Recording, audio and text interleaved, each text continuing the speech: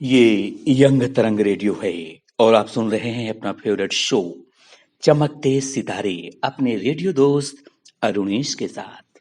आज 8 दिसंबर है और आज ही के दिन पंजाब के लुधियाना जिले के नसराली गांव में धर्म सिंह देओल का जन्म हुआ था, जो आज की तारीख में सिने आसमान पर एक चमकते हुए सितारे हैं।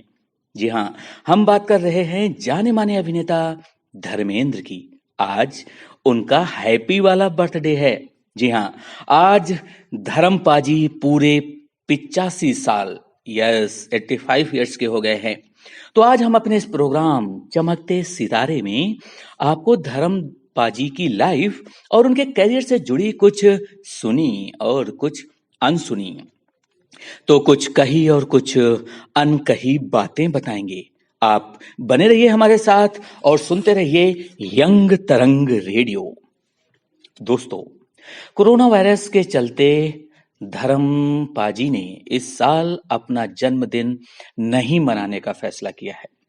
मतलब उतने ज्यादा अ, चमक से नहीं मनाएंगे, उतने ज्यादा उत्साह से नहीं मनाएंगे, बहुत ही सादगी भरे अंदाज में अपने फार्म हाउस में वे अपना बर्थडे सेलिब्रेट करेंगे, क्योंकि उन्होंने कहा है कि कोरोना के कारण सबकी लाइफ में बहुत परेशानियां हैं और इस तरह से ये मौका किसी तरह का जश्न मनाने का नहीं है और इसलिए वे सिर्फ अपने कुछ करीबी लोगों के साथ डिनर करेंगे। और उनका एक बात ये भी कहना है कि जब से उनकी माँ ने उनका साथ छोड़ दिया, यानी जब से उनकी माँ का निधन हुआ, उसके बाद से धर्मेंद्र जी को अपना बर्थडे मनाना अच्छा नहीं लगता।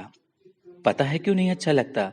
क्योंकि उनका ये मानना है कि जब जन्म देने वाली माँ ही साथ में नहीं रही, तो जन्मदिन कैसे मनाऊं, क्यों मनाऊं? वास्तव में ये बहुत बड़ी बात है। तो आगे बढ़ने से पहले हम आपको उनकी एक सुपर हिट फिल्म का गाना सुनवाते हैं और इसके बाद हम आपको बताएंगे कि धर्मेंद्र ने 40 दिन लगातार कौन सी फिल्म देखी जिससे वे इतना प्रभावित हो गए कि उन्होंने डिसाइड कर लिया कि अब वे अपना करियर फिल्मों में ही बनाएंगे।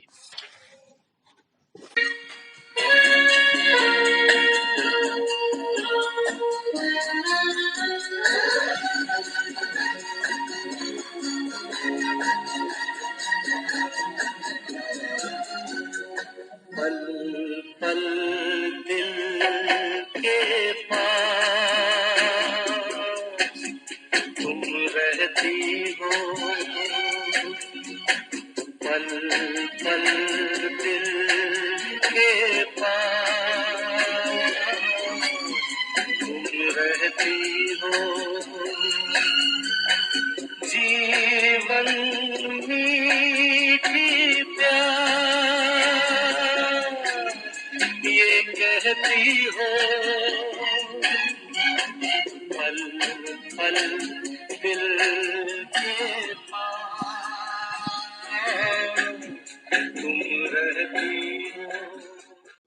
अब हम आपको बताते हैं कि दरअसल धर्मेंद्र के पिताजी एक हेडमास्टर थे और वो अपनी गांव से मीलों दूर एक सिनेमा घर में, यानी टॉकीज में, थिएटर में सुरैया की फिल्म दिल्लगी देखने गए थे और इस फिल्म से वे इतने प्रभावित हुए कि उन्होंने अपना करियर फिल्म इंडस्ट्री में बनाने का फैसला कर लिया और दिल्लगी फिल्म जो कि सुरैया की थी, ये इन्होंने 40 दिन तक लगातार देखा और इस तरह से फिल्मी दुनिया की गाड़ी उन्हें बुला रही थी और वे चल पड़े।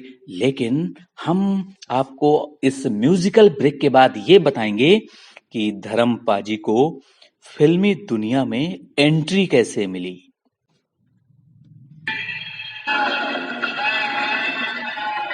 गाड़ी बुला रही है, सीटी बजा रही है, गाड़ी बुला रही है, सीटी बजा रही है, चलना ही जिंदगी है, चलती ही जा रही है।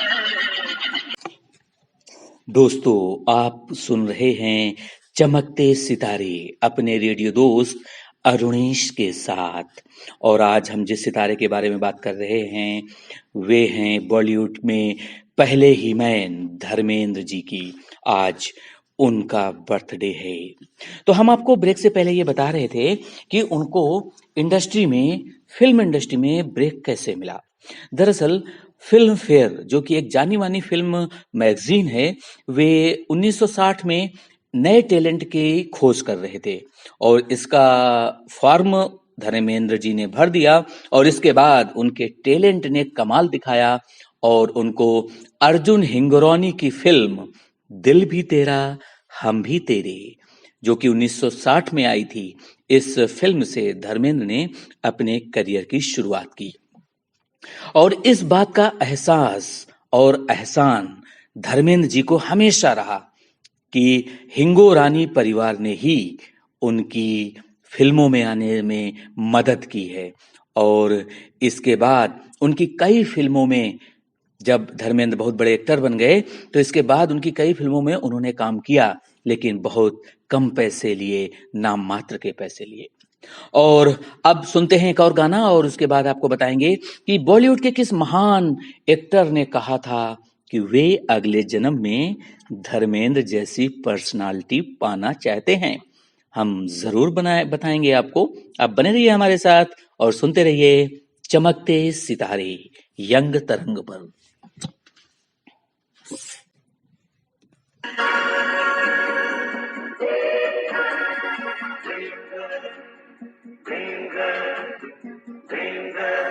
किसी शायर की गजल किसी झील का कंवल किसी शायर की गजल किसी झील का कंवल कहीं तो मिलेगी, कभी तो मिलेगी, आज नहीं तो कल। ड्रीम गर्ल किसी शायर की गजल, किसी झील का कंवल, कहीं तो मिलेगी, कभी तो मिलेगी, आज नहीं तो कल। Dream girl.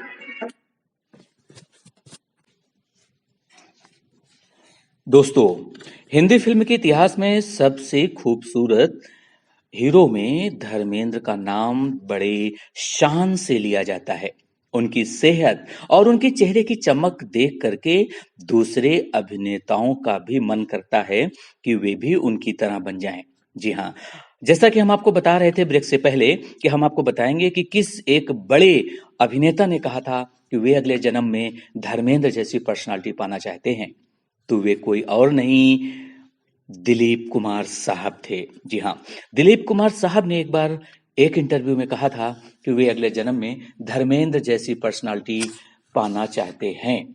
और धर्मेंद्र से बहुत बड़े हैं दिलीप कुमार जी, और दिलीप कुमार को बहुत मानते हैं धर्मपा जी, और अपना बड़े भाई की तरह मानते हैं। उनके पास बैठते हैं, उनसे अभिनय की बारीकियां सीखते हैं और आज भी जब भी वक्त मिलता है तो नियमित अंतराल पर दिलीप कुमार के बंगले पर धर्मेंद्र पाजी जाते हैं, उनसे मिलते हैं और बीते दिनों को याद करते हैं। अब यहाँ पर एक और म्यूजिकल ब्रेक का वक्त हो गया है, तो हम आपको धर्म पाजी की एक और super duper hit film Sholay का एक गाना सुनवाते हैं और उसके बाद हम आपको ये भी बताएंगे कि आखिरकार शोले फिल्म में वीरू का रोल क्यों नहीं करना चाहते थे धर्मपा जी।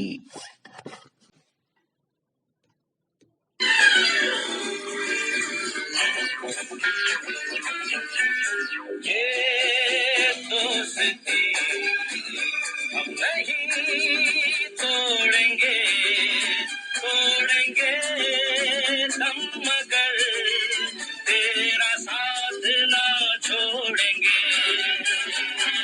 ये दोस्ती हम नहीं तोड़ेंगे, तोड़ेंगे हम मगर तेरा साथ ना छोड़ेंगे।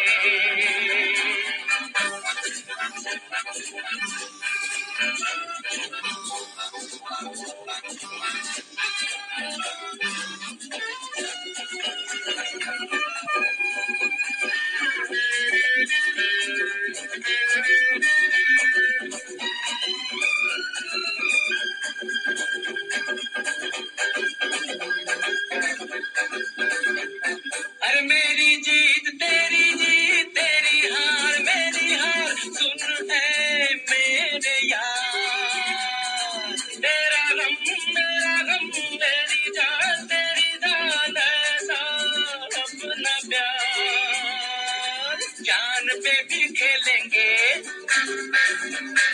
तेरे लिए ले लेंगे, जान पे भी खेलेंगे, तेरे लिए ले लेंगे, सबसे दुश्मनी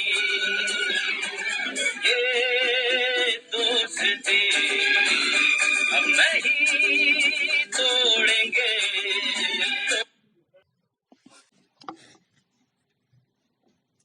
जी हाँ, ये दोस्ती हम नहीं तोड़ेंगे। और आज भी धर्मपाजी के बहुत से ऐसे दोस्त हैं, चाहे वो उनके स्कूल कॉलेज के टाइम के हों या फ़िल्म इंडस्ट्री के हों, जिनके साथ उनकी दोस्ती बेहद मज़बूत है। तो ब्रेक के पहले हम आपको बता रहे थे कि आखिरकार शोले फ़िल्म में धर्मपाजी वीरू का रोल नहीं निभाना चाहते थे, तो किसका रोल करना चाहते थे? दरअसल वे ठाकुर का किरदार निभाना चाहते थे। और इस बात के लिए उन्होंने शोले के डायरेक्टर रमेश सिप्पी से कई बार कहा, लेकिन सिप्पी साहब नहीं माने और उन्होंने दो टूक अंदाज में कह दिया कि अगर तुम वीरू नहीं बनोगे तो ठाकुर का रोल तो तुम्हें मिल जाएगा, लेकिन जो ठाकुर का रोल निभा रहे हैं संजीव कुमार जी, वे वीरू का रोल निभाएंगे और फिर उनकी हीरोइन होंगी हेमा मालिनी। जी हाँ, इसके बाद तो धर्मेंद्र तुरंत राजी हो गए और उन्होंने कहा कि नहीं, मैं वीरू का रोल ही निभा लूंगा। और इसके और भी एक बहुत दिलचस्प किस्सा है शोले की शूटिंग के दौरान का। जी हाँ, आपने देखा होगा कि इस फिल्म में बहुत से रोमांटिक सीन हैं और किस तरीके से धर्मेंद्र और हेमा मालिनी के बीच में नोक-झोंक होती रहती है।